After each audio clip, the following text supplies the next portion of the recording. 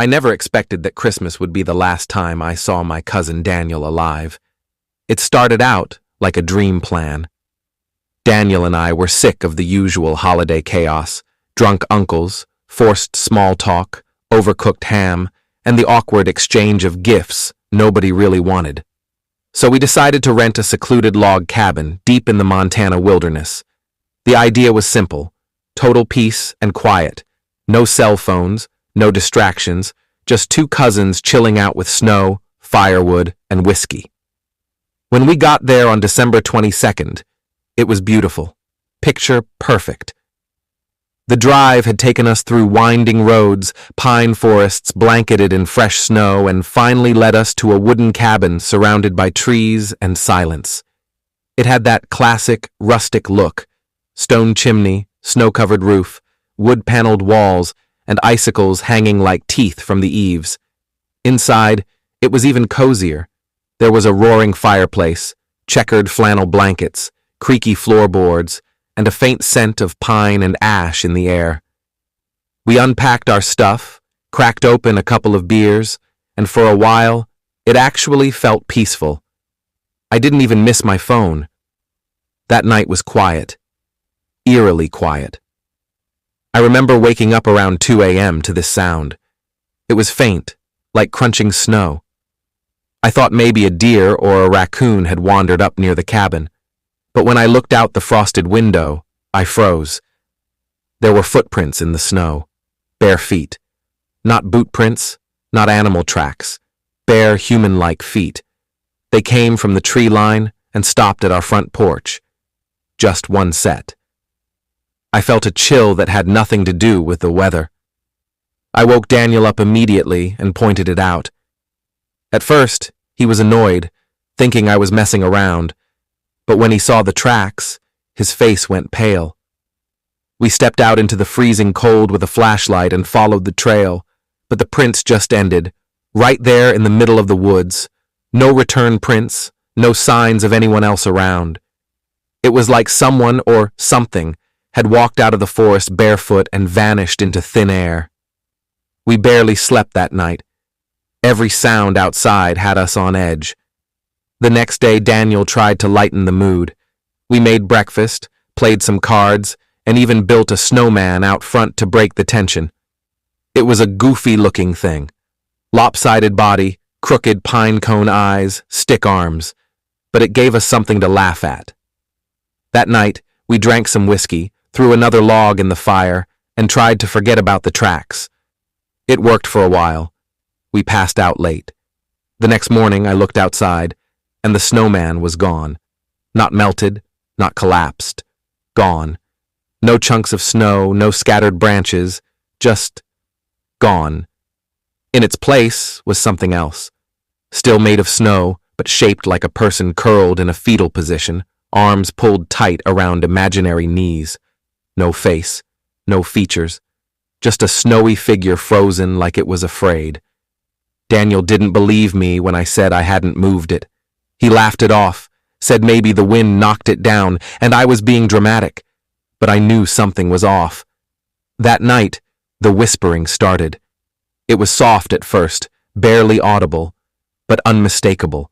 Whispering, moving, outside the cabin, circling. Sometimes it sounded like someone was laughing. Other times, it was like faint crying, almost childlike. We killed the lights, pressed our ears to the walls, and listened. The whispers stopped as soon as we tried to record them on our phones, but they always came back when we weren't filming. We set up a wildlife camera just outside the cabin facing the woods. Around 3 a.m., the motion sensor was triggered. When we reviewed the footage the next morning, what we saw made my skin crawl. Something, pale, thin, and naked, was crawling across the snow on all fours. It moved like it didn't have bones. Its limbs were too long. Its back arched unnaturally. It slithered up to the camera, looked straight into the lens, and tilted its head. Its face wasn't human. It had eyes, dark, wide, and sunken. Its mouth was too wide, filled with jagged, broken teeth. Then it vanished, crawling off screen like an insect. That was the last footage we ever got. The next night, Daniel disappeared. I woke up to the front door wide open. Freezing air flooded the cabin. His boots were still by the fire. His jacket was hanging up, but Daniel was gone. I ran outside, screaming his name, my breath turning to clouds in the freezing air. I checked the woods, the frozen lake, even the road, but there were no signs of him. Just one set of bare footprints leading out into the trees. No return. I waited all day. Night fell. The generator died. The lights went out. The fire burned low. And then, the whispers came again. Louder, clearer. This time they weren't outside.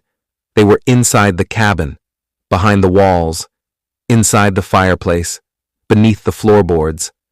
I swear I heard my name. I must have blacked out from fear or exhaustion, because the next thing I remember, it was morning. Christmas morning. The fire was crackling, lights were on, music was playing, some old Christmas jazz song from the 50s. I thought I was dreaming until I saw him. Daniel, sitting at the kitchen table. But something was wrong. His skin was pale. His lips were a shade of blue. His eyes were hollow. He didn't blink, didn't move, just sat there, hands on the table, staring into space. I said his name. No response. I walked toward him slowly. My heart pounded so hard I could hear it in my ears. As I got closer, I saw something in his mouth, a thin trail of snow dripping from his lips onto his shirt. I turned and ran. I grabbed the keys, jumped into the SUV, and floored it down the icy road, barely able to see through my tears. As I looked in the rearview mirror, I saw them. 3 snowmen, one in a curled position, one tall with a wide, twisted grin, and one that looked exactly like me. I told the police everything. They searched for weeks.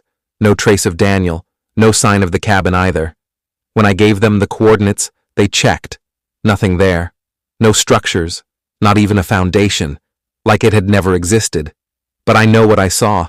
Every year since, on Christmas Day, I get a postcard. No return address. Just 4 words, written in shaky, childlike handwriting. We still remember you. And on the back, always the same photo.